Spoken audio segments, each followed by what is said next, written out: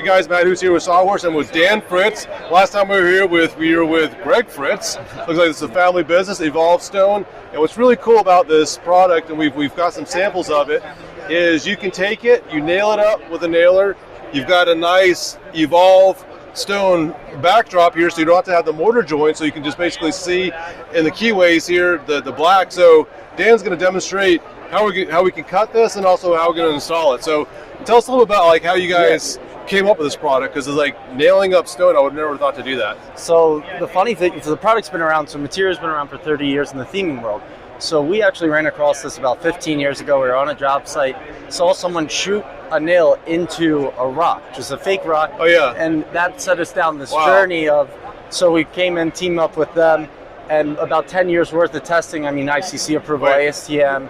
So basically, it was a carpenter goofing off, and like that sparked. Well, that's so this theming company had this rock that they would nail it, and then they would come back and form it. But they didn't even think anything of this is a building material. They just saw it as, you know what? Here's the most realistic fake rock that we can make.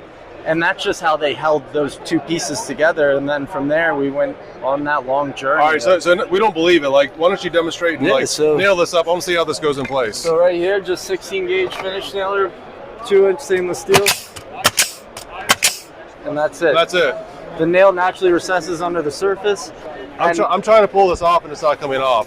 So I saw you fighting with this earlier for like 20 minutes getting ready for this. Like you have a crowbar and everything. Like this is not. You have 397 pounds per square foot of wood draw strength. So you got bigger problems when you have 400 mile per hour winds than the faux stone side. Got it. So you have a rock climber almost like get on this if you want to. Oh yeah. Or a small one. This stuff, it's very durable, lightweight, and it's moisture impermeable. So this isn't taking on any water. And then on top of it, it's very stagnant. So 200-degree temperature swing, less than 0.5% expansion contraction. So you're not having that nail move. And then ultimately with the system, you got your 7/16 OSB or plywood, type 1, type 2 WRB, and then your 1/8-inch rain screen. And this is what allows everything to work. That's your drainage and drying gap, where ultimately most of the bulk water is going to hit the face of the stone or the face of this, repel out. That 5-10% that does get behind is able to drain and dry. So we're just reducing hydrostatic. You mentioned is water impermeable, so like a zero perm rate, which is very important because typically if you have a stone up here and like a regular stone gets wet, the sun hits it, you have that vapor drive. So what it's taking is taking and pushing that vapor into the system. Where you've got this rain screen, it's got that continuous air moving around it, so this is going to dry out quickly. This OSB is never going to see any water at all. Because we're just reducing that hydrostatic pressure, because ultimately, if this isn't here, that moisture, gravity's going to do its job and take it down, where if it's not there, the building's going to want to suck that moisture in. So by just having this little gap, I mean, it really allows everything to work. And then the interior. Well, yeah, and conversely, usually in the summertime it's trying to go that way. In the wintertime, the moisture's trying to come out. It's going to hit this. It's going to hit that air movement, able to dry out before it even sees the stone. So I didn't even think about that before. I was just thinking, hey, it's really cool that you can nail it up, but the fact that it works very well with building science is very important. Oh yeah, I mean it's very building science centric. I mean that's where our background is, very high-end custom homes, where a bunch of builders that became manufacturers. But it's something where we see the background of the trades. We know those struggles that people go through, where it's a different perspective, where we're not coming out here as a bunch of chemists. We're coming out here from a background of building and just showing this new material that works. And I mean, seeing this stuff in person, being able to touch it, feel it, makes the world of difference. Because you see it online, is it plastic, is it foam?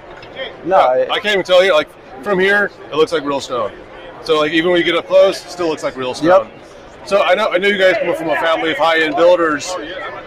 I've also know you got lots of partnerships with production builders as well. So you can use this in a high-end application, but it's also at a price point that's also favorable to production builders. Oh yeah, I mean we see it with multifamily, a lot of those developments coming up. You know, your siding guy's out there, he's going to put your siding up, then he's going to put this stuff up, where you don't really need that skilled labor, which changes the whole outlook of stone, where most of the time stone is you got a heat or tenon area, you have all these factors, and there's an art to it, where this, you throw it up, nail it up, and hey, if I don't like this piece there, you can pull it off, snip the nails, nail it back up again. Yeah, that's nice. And you don't destroy the whole plane while you're doing that. No, I mean, and if say a piece breaks down here, you can pull it off, grab one with your miter saw, cut it, good to go. All right, you just mentioned miter saw. I want to see how this cuts. Let's take a look at this.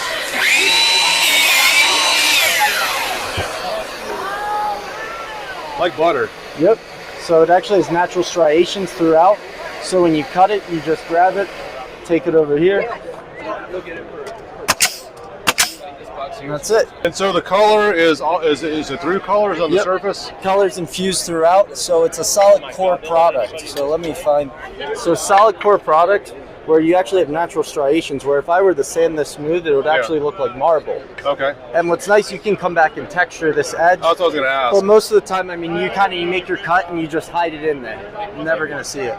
But if you want to create an edge, you can create like a live edge just by like trimming it off, right? I mean, you can sit. I mean, okay, take that edge off. Just mark it up. I mean, you can do whatever you want.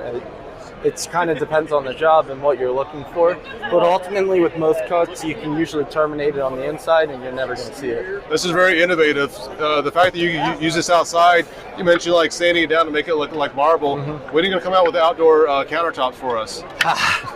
Hopefully soon. Hopefully one day. All right, Dan, I appreciate you showing us all this really cool product. I look forward to seeing some more of these installations in the future. Awesome. Thank you, man. Thank you so much. Thanks again for joining us on this journey as we continue to explore better building products and practices to help you have a more durable, healthy, safe, comfortable, and energy efficient home. For your convenience, we've uploaded other videos just like this. If you enjoyed this video, we appreciate it if you hit the like button and also hit subscribe and leave a comment below if you have any other questions about this topic.